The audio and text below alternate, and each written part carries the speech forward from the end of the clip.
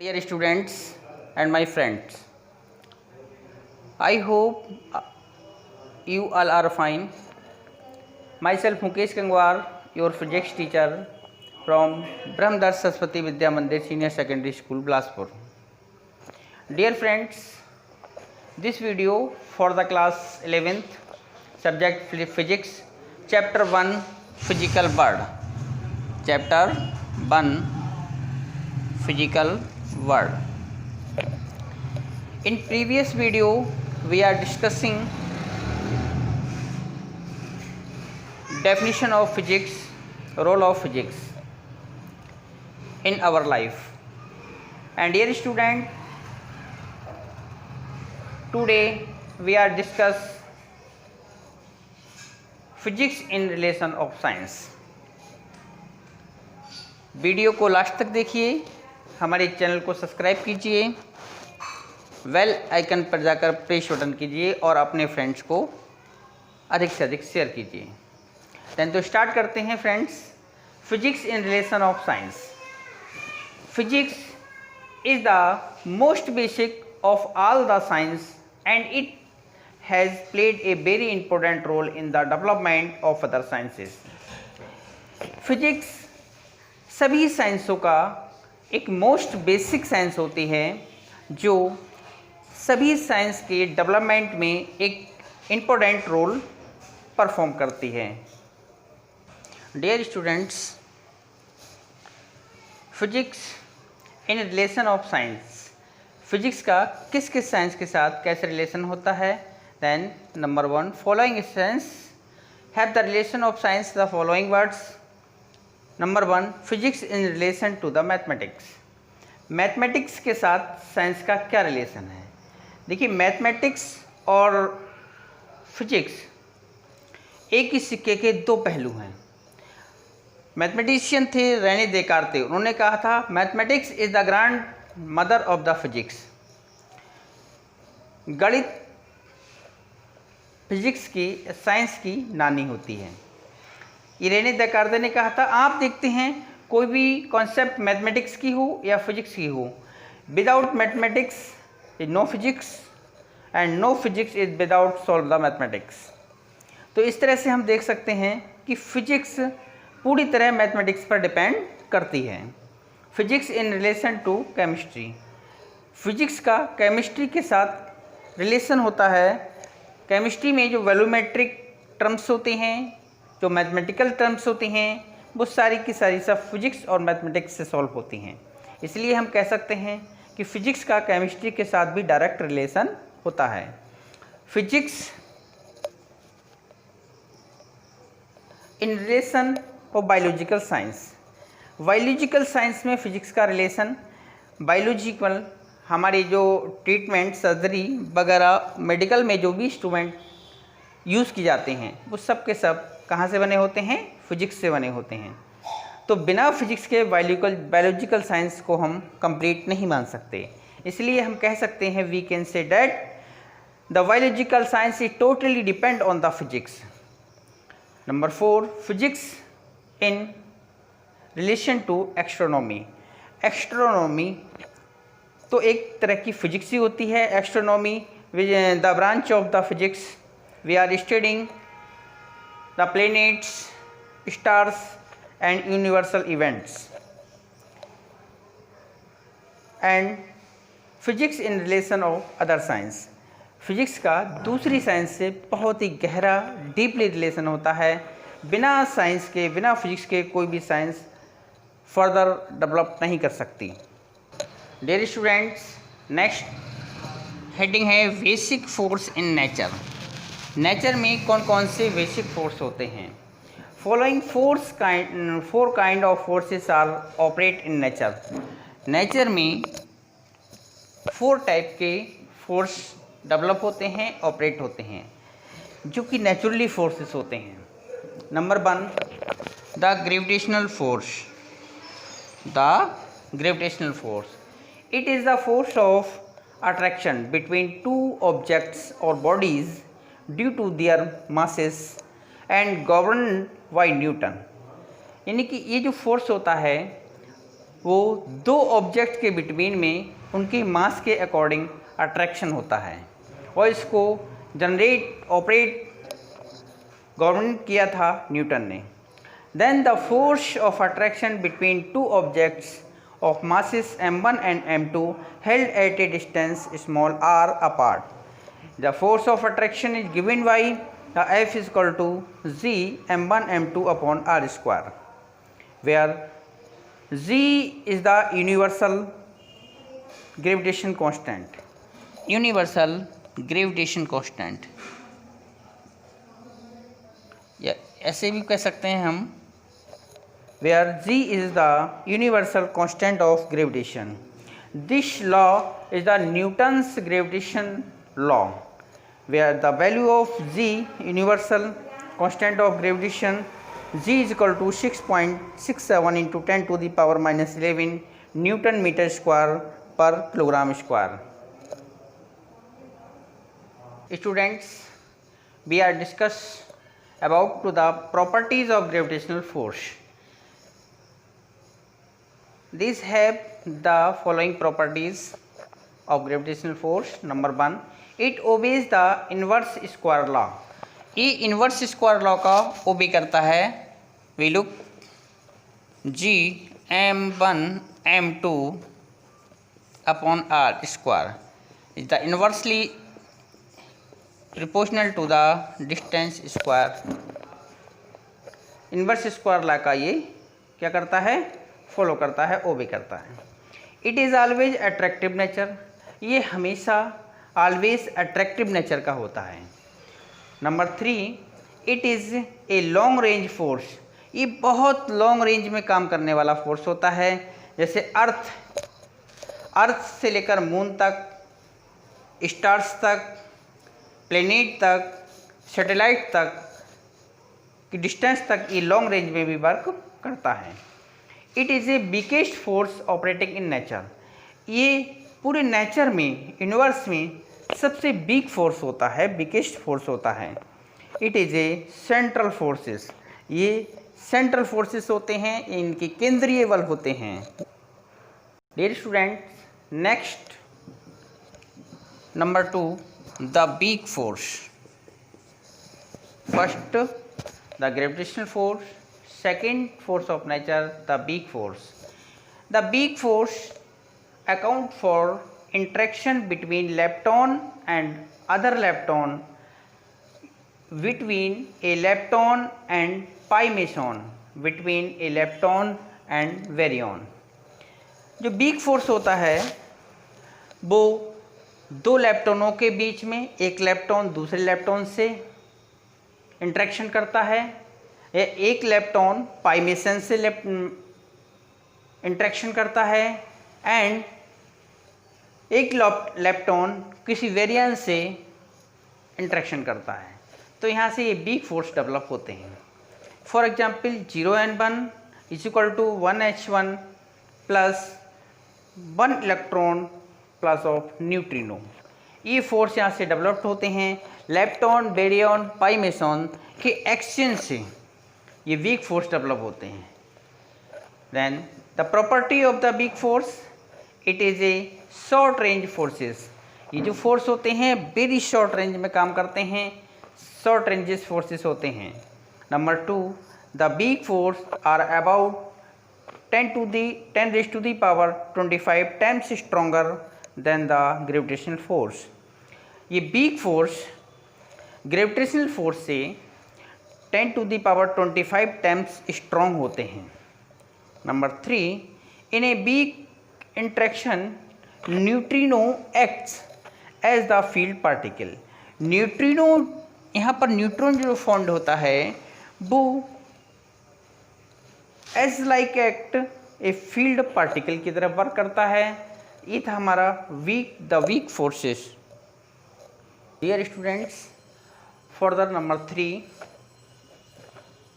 of the nature force is named electromagnetic force. Electromagnetic force.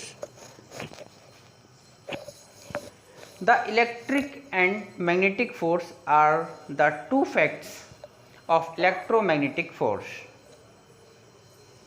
ये electromagnetic force होते हैं, वो इलेक्ट्रिक के लिए भी होते हैं और मैग्नेट के लिए भी होते हैं, और इसीलिए हमें इन्हें इलेक्ट्रोमैग्नेटिक फोर्स कहते हैं।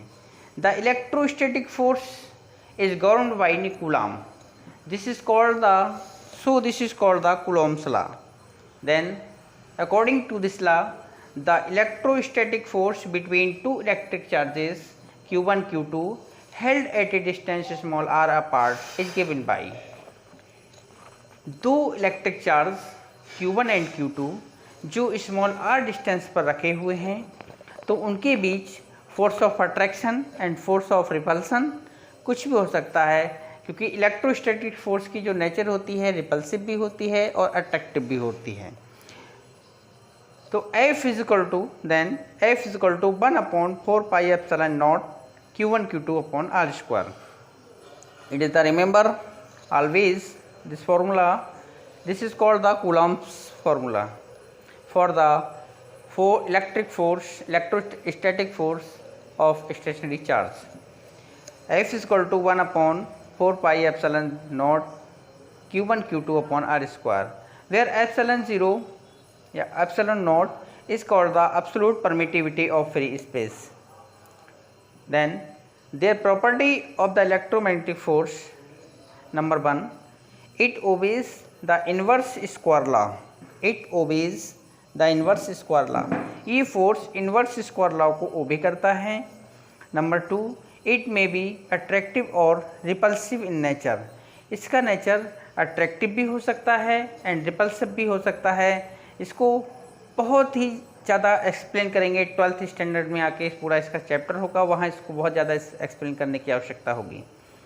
यहाँ बस ध्यान रखिए, ये अट्रैक्टिव भी हो सकता है और रिपल्सिव भी हो सकता है। Number 3, it is also a long range forces. ये भी कैसा होता है, एक लॉन्ग रेंज में काम करने वाला फोर्स होता है। Number 4, it is about 10⁻36 times stronger than the gravitational force. ये ग्रेविटेशनल फोर्स से 10⁻36 टाइम्स स्ट्रॉन्गर होता है। It is also a central force. ये कैसा होता है, एक सेंट्रल फोर्स होता है। ठीक है student, and 4 number and the last force in nature named the nuclear force.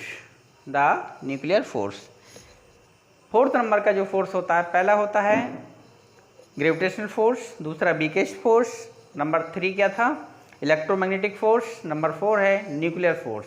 ये 4 टाइप्स के फोर्स होते हैं। तो nuclear force, the force operating inside the nucleus are called nuclear और स्ट्रॉन्ग फोर्स। जैसे इसके नाम से ही हमें पता लग रहा है, न्यूक्लियस के अंदर जो फोर्स वर्क करता है हम उसी को न्यूक्लियर फोर्स कहते हैं। अर्थात the force operating inside the nucleus are called nuclear and और strong force. The pi mesons, zero pi mesons, positive pi mesons and negative pi meson are responsible this force. किसी भी proton का पाई mason में change हो जाना, पाई mason का proton से change हो जाना, तो ये पाई मेसनों के एक्सचेंज से इस फोर्स को डेवलप होता है। और इसकी जो इन्वर्ट किया था वो क्या था, यूकावा ने। तो बहुत डीपली चीज़ हो गई, आप बस इसका ध्यान रखिए। Pi meson are responsible this forces. The property of this forces and the nuclear force, number 1, it varies inversely with some higher power of distance. ये बहुत हाई पावर की डिस्टेंस के साथ इन्वर्सली प्रोपोर्शनल होता है। Number 2, it is basically an attractive nature. ये basically attractive nature का होता है। कौन सा, nuclear force. Number 3, it is a short range force. ये शॉर्ट रेंज में वर्क करने वाला फोर्स होता है। अप्रॉक्सीमेट 10⁻⁻15 मीटर की रेंज में ये फोर्स वर्क करता है। इससे ज़्यादा रेंज में ये फोर्स वर्क नहीं करेगा। Number 4, the pi mason is the field particle. Pi mason जो होते हैं इसमें फील्ड पार्टिकल होते हैं और यही रिस्पॉन्सिबल होते हैं for the nuclear force. Number 5, it is a non central force. Nuclear force जो हैं वो सारे के सारे कैसे होते हैं? नॉन सेंट्रल फोर्स होते हैं।